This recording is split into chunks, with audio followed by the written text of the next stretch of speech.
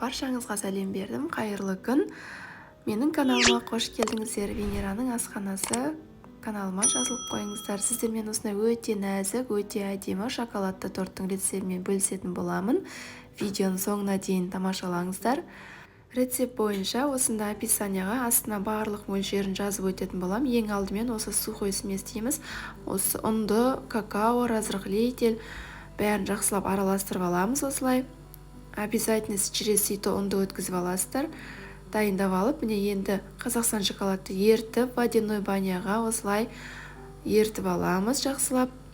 Водяной баня жасап, онан кейін сливочный масланың жанына ертіп жатырмын. Тоже ертіп алып, мінеки 5 жұмыртқа алдымен оған қантымызды саламыз мөлшері бойынша. Қанша мөлшер екен бәрі жазылып тұрады астында. Осылай жақсылап жұмыртқамен қантты миксерлеп араластырамыз, осылай миксерлейміз. Бұл жақсылап пенка болып көтерілгенше миксерлейміз. Міне түсі ағарады. Түсі ағарды, осындай пенка болғанша миксерлейміз. Онан соң шоколадымыз міне ерді. Сливочный масланы шоколадтың үстіне құйып, міне жақсылап араластырып алдым. Және бұл массамызды аздап суытып аламыз. Суыған соң міне жаңағы араластырып жатқан жұмыртқа мен қанттың үстіне саламыз осылай. Осылай жақсылап миксерлеп араластырып аламыз. Онан соң сухой сместі міне дайындап алған жаңағы жай-жайлап қосып отырып миксерлейміз. Мінеки аз-аздан қосып миксерлеп отырамыз.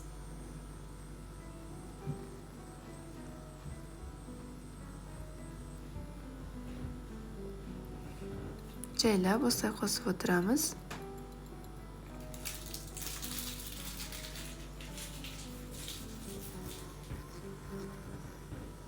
Және де осы дайын болған массамызды 3 ыдыс болып, 4 ыдысқа 4 коржик болатынды 4 ыдысқа бөліп саламыз. Мінеки мен кондитерский мешокқа салдым. Бірінші, онан соң осы тарелканың мөлшерімен диаметр 24-25 диаметрлік осы тарелка. Міне осылай сызып алдым ручкамен. Онан соң үстіне осылай, екі жағын тіреп қойыңыздар обязательно. Дәл осылай жасап аламыз. Коржигімізді осылай жасап, духовкаға каждый коржикті 7-8 минутта пісіріп алатын боламыз. Духовкаға салдым. 180 градуста асты үсті. Мінеки 4 коржик менде пісті.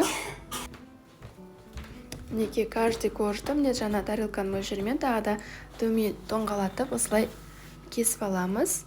Әдемі болатындай бәрібір келкі. Коржигіміз дайын, 4 коржигімізді. Онан кейін міне сливки осындай Чудское озеро мен қолданатыным 35%-тік жақсылап осылай қоюланғанша миксерлеп аламыз. Сливкенің өзі осылай крем болып қоюланады. Онан соң творожный сырды салдым мінеки. Творожный сырдан кейін сахарный пудра 4 қасық, тағы да 1-2 қасық қостым.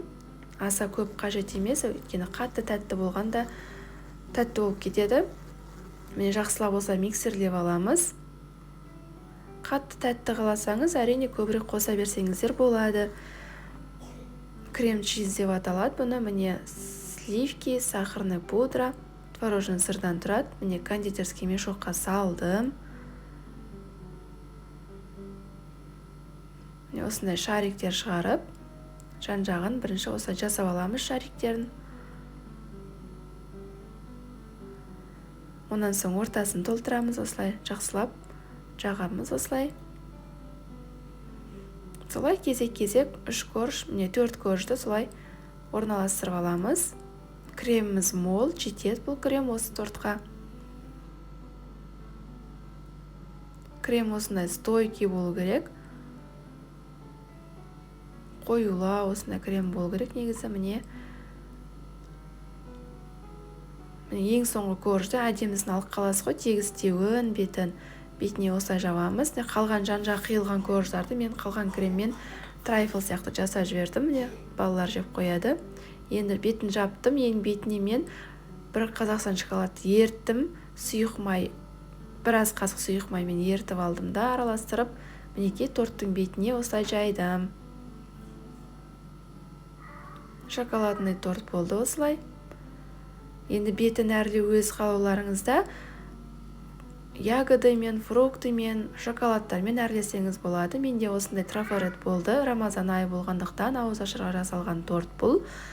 Осылай золотистый қылып әдемілеп шыққан болған. Негізі ол кішкене дұрыс болмай қалды да, оны қайтадан жай жүріп, үстіне сахарный пудрамен тағы да жасадым осылай. Рамадан мүбарак деген жазу міне өте әдемі шықты. Үстіне міне сникерстер салдым кішкене жан-жағына.